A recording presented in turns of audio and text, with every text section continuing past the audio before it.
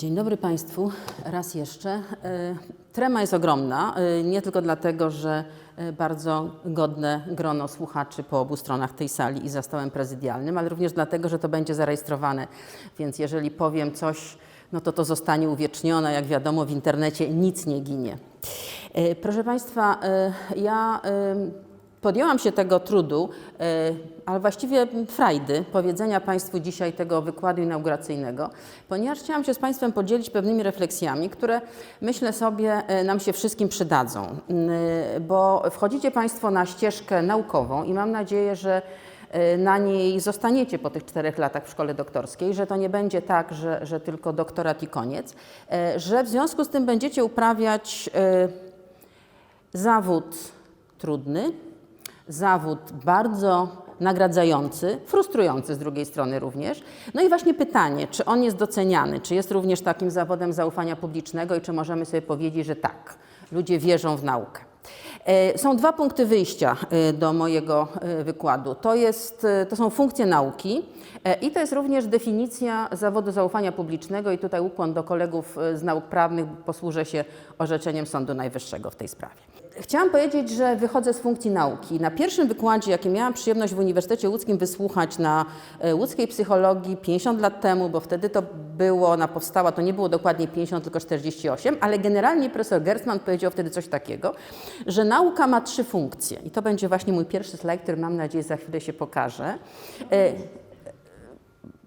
Spokojnie, damy radę.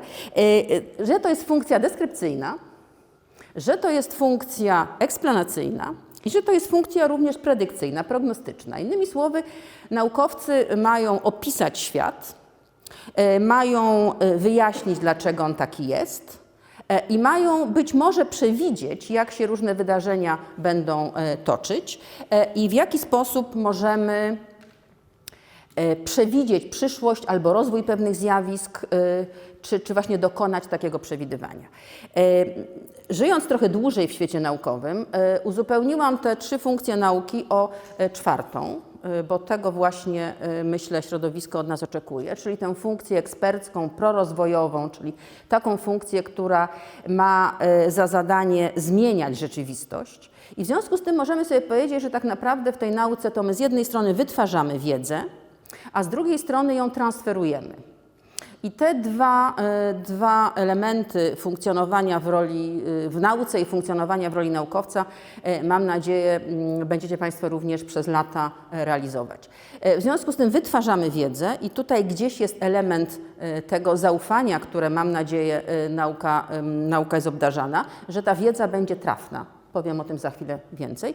I również druga kwestia, że będziemy potrafili tę wiedzę odpowiednio przekazać tym, którzy jej nie wytwarzają, a którzy mogą z niej skorzystać i mogą wprowadzać te różne ważne zmiany i dbać o to, żeby nasza rzeczywistość się zmieniała w dobrą stronę. I to jest ten pierwszy punkt wyjścia, za chwilę będę zaraz to rozwijać. I drugi punkt wyjścia to jest właśnie ten mój przykład z Sądu Najwyższego, czyli właśnie pewna definicja z orzeczenia Trybunału Konstytucyjnego. Przepraszam, tu nie znam się na prawie, w związku z tym powinnam nie mylić tych 2 ważnych trybunałów. I ten Trybunał powiedział coś takiego, jak Państwo to czytają na planszy, że zawód, który obsługuje ważne osobiste potrzeby ludzkie, że przyjmuje informacje o ludzkim życiu i że w związku z tym wykorzystuje te informacje jak najlepiej dla osób, którym świadczy te usługi.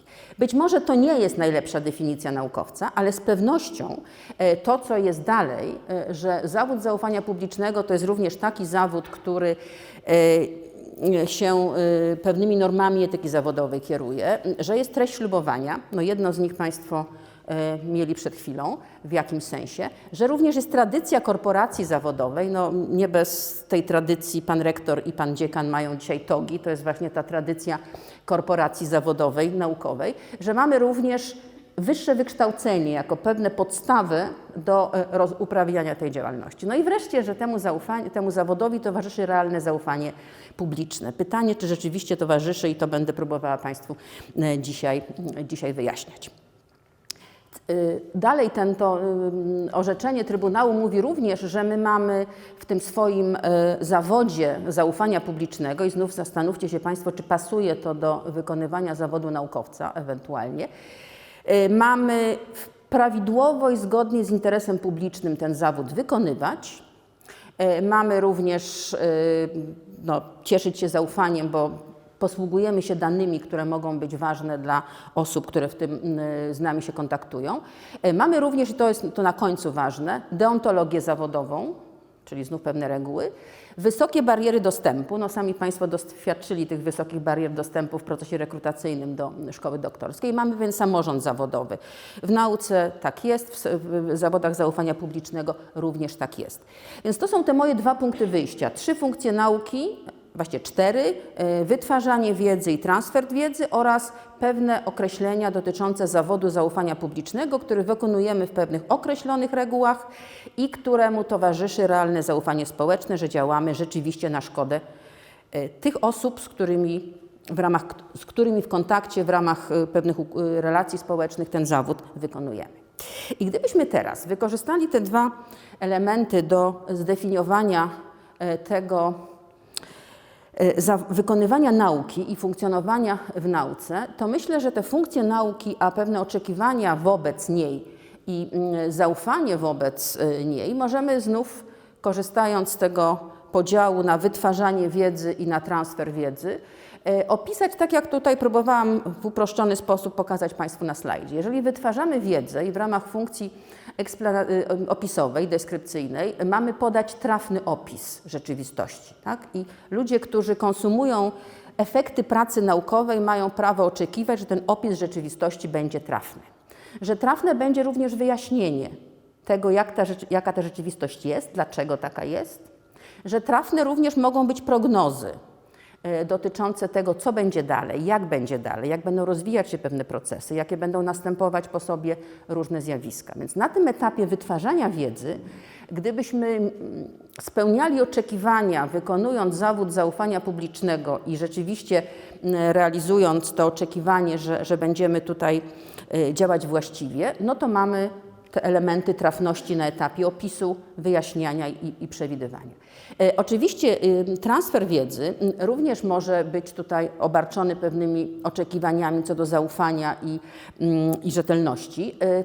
To jest kwestia takiego transferu, który będzie pasował do aktualnych społecznych potrzeb, który rzeczywiście pozwoli zmienić to, jak funkcjonuje otoczenie, że będzie to również transfer adekwatny do tego, co są w stanie przetworzyć odbiorcy. Ja tutaj nie chcę w żaden sposób mówić o ograniczonych możliwościach odbiorców. Ja chcę tylko mówić tutaj o takim paradoksie wychodzenia naukowca z wieży z kości słoniowej, który będzie mówił językiem zrozumiałym dla odbiorców, czyli rzeczywiście transferował tę wiedzę tak, że ona może być odebrana jako wiedza użyteczna, przekazana w sposób komunikatywny i przydatna w ten sposób.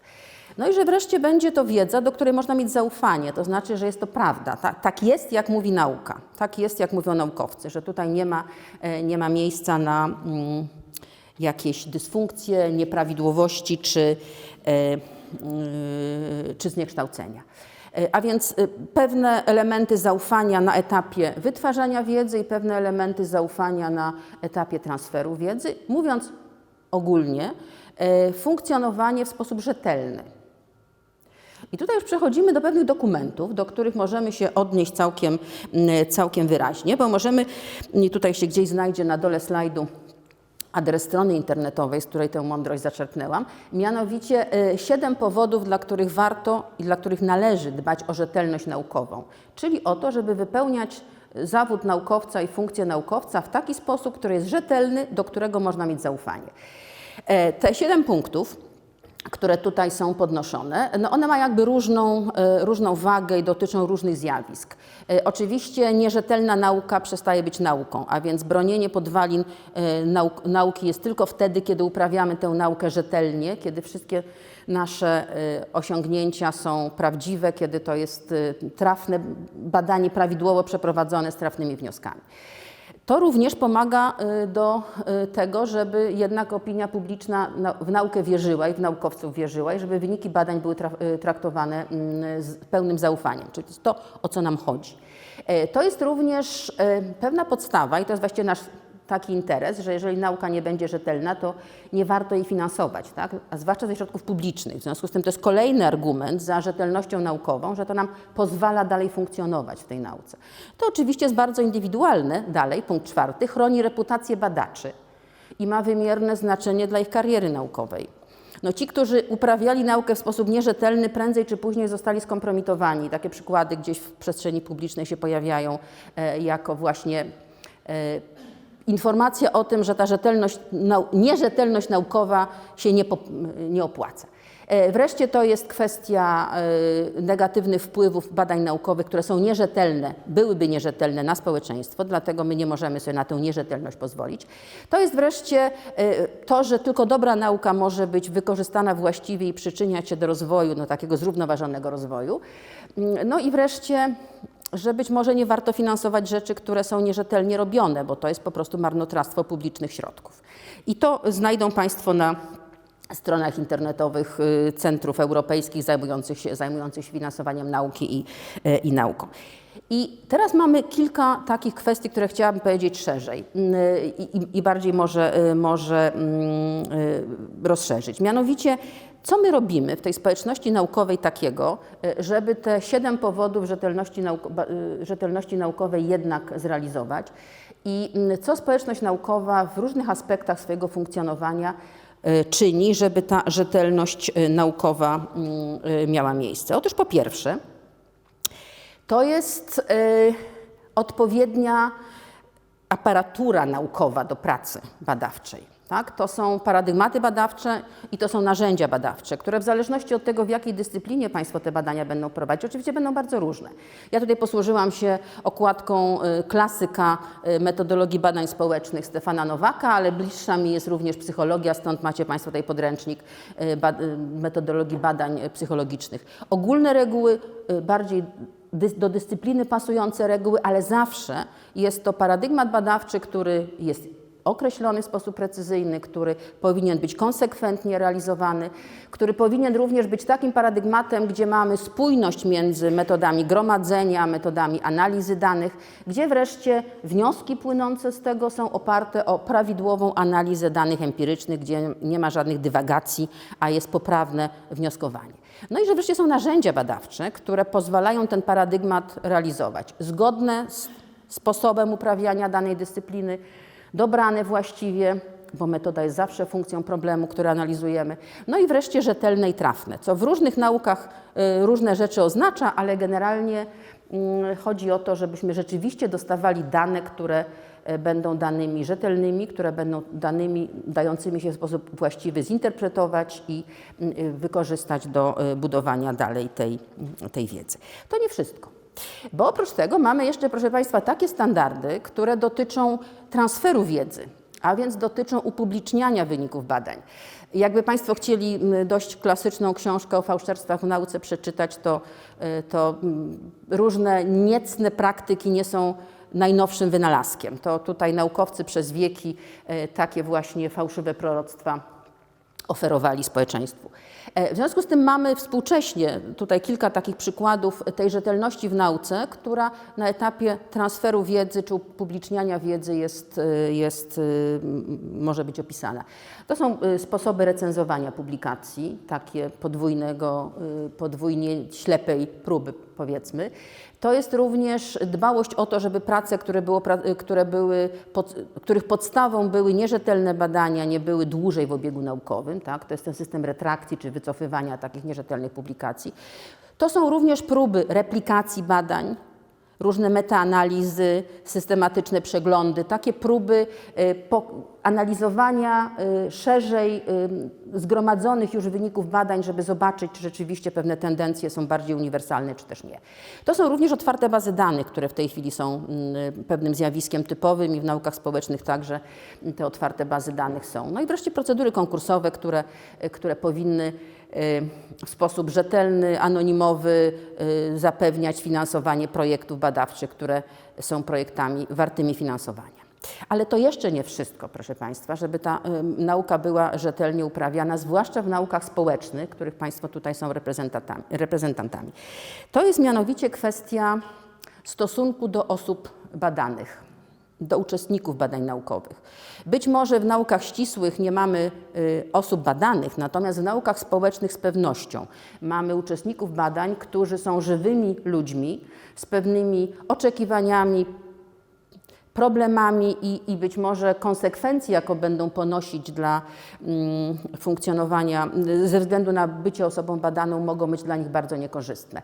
Jakbyście Państwo zajrzeli do książki Podłe ciała, to tam będą przykłady takiego właśnie niecnego traktowania osób badanych i wykorzystywania niewłaściwie, ale coraz więcej mówi się o właściwym traktowaniu osób badanych, począwszy od deklaracji helsińskiej, poprzez różne procedury, kodeksy etyczne, komisje etyczne i bioetyczne, rozwiązania ustawowe, takie jak na przykład ustawa o zawodzie lekarza i lekarza dentysty, która jednoznacznie definiuje eksperyment medyczny i sposoby prowadzenia tego typu badań.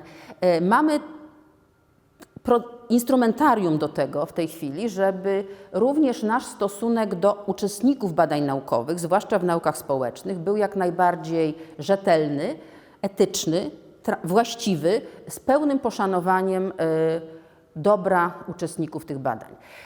Na tym slajdzie jest również okładka, właściwie strona, bo dokument jest elektroniczny, kodeksu etyki pracownika naukowego, o którym chciałabym kilka słów szerzej w tej chwili powiedzieć, cytując Państwu pewne elementy tego kodeksu, bo to jest również to, co jak sądzę znajdzie się na Państwa pulpitach w kategorii ulubione, jako zbiór, do którego będzie warto dość często zaglądać.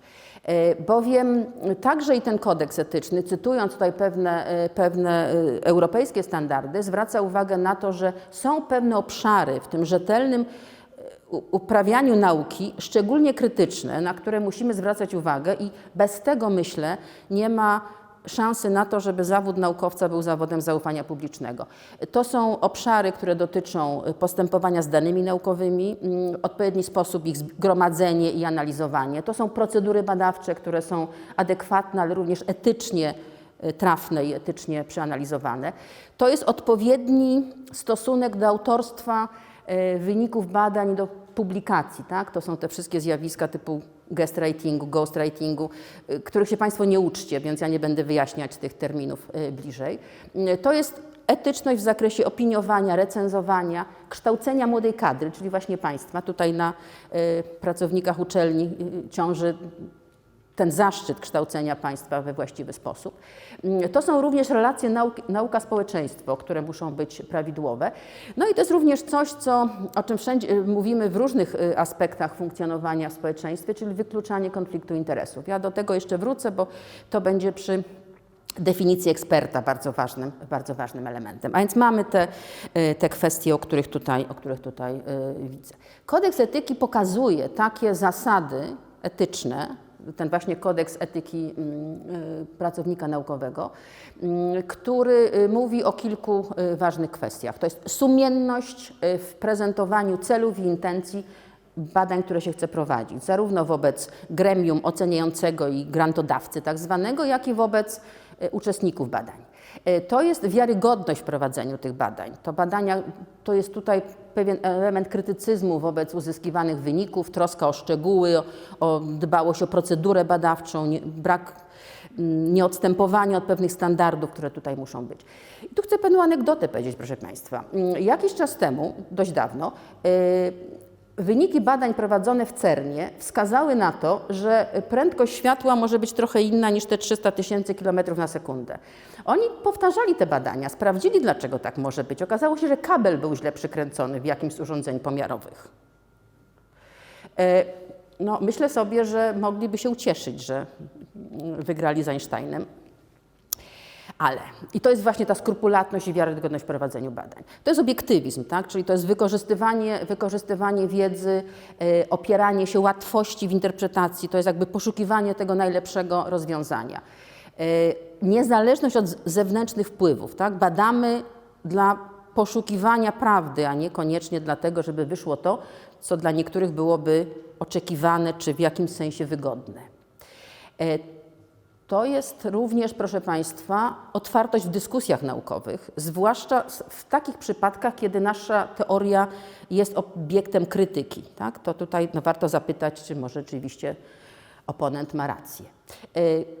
Jawność i przejrzystość w dokumentowaniu naszych wyników badań, odpowiedzialność wobec uczestników badania, odpowiedzialność wobec środowiska i tutaj za te konsekwencje, wiedza i świadomość konsekwencji naszych konkluzji naukowych, no, to na coś oddziałuje. Tutaj musimy mieć pewną, nie wiem jak to określić, być może jakiś rodzaj takiej gotowości i skromności pewnej, tak? Żebyśmy tutaj nie uważali, że te konkluzje nie mają żadnego wpływu albo że mają taki strasznie ogromny wpływ na rzeczywistość. No i jest jeszcze jedna kwestia, a właściwie dwie kwestie.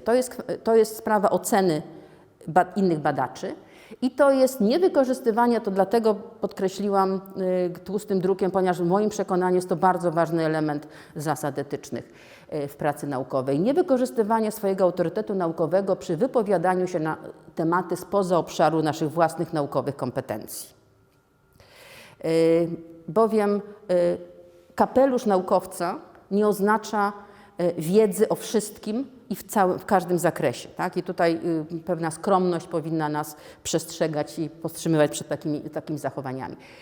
Ale również odwaga w sprzeciwianiu się tym sprzecznym z wiedzą naukową poglądom, no i również troska o przyszłe pokolenia naukowców, tak? O to, żeby naszych następców wychowywać w poszanowaniu prawdy i w uczciwym traktowaniu współbadaczy, uczestników badań i reguł naszego funkcjonowania. Tyle mówią te uniwersalne zasady etyczne, które w kodeksie etyki pracownika naukowego przyjętego przez Zgromadzenie Ogólne Polskiej Akademii Nauk mogą Państwo znaleźć. I teraz trzeci w zasadzie element i być może ten znak zapytania, który był na slajdzie tytułowym. Mianowicie, czy my jako naukowcy, jako eksperci cieszymy się rzeczywistym, realnym zaufaniem publicznym.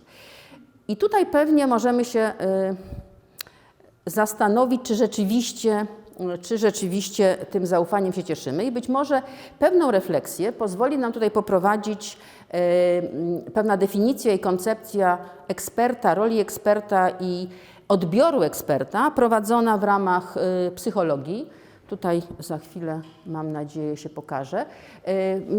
Gdybyście Państwo zechcieli kiedyś do tej książki zajrzeć, to ona pokazuje cały cykl badań, być może nie z naukowcami w roli eksperta, ale w każdym razie daje pewien aparat pojęciowy do myślenia o tym, kim jest ekspert.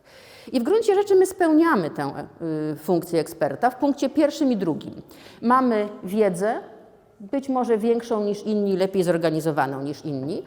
Mamy również pewną rolę do spełnienia w społeczeństwie, bo my wytwarzamy tę wiedzę, my transferujemy tę wiedzę, my kształcimy młodych naukowców, adeptów funkcjonowania naukowego. I jeżeli jesteśmy ekspertami w takiej bardziej stosowanej nauce, no to również wykorzystujemy tę wiedzę do tego, żeby ludzkie problemy jakoś rozwiązywać. Ale popatrzcie Państwo na kropkę trzecią. Tu jest, ekspertem jest osoba, której inni nadadzą taki status. Innymi słowy, jak społeczeństwo nie zechce nam wierzyć, to nie będzie nam wierzyć. Tak? To nasz autorytet tutaj nie ma zbyt dużego znaczenia.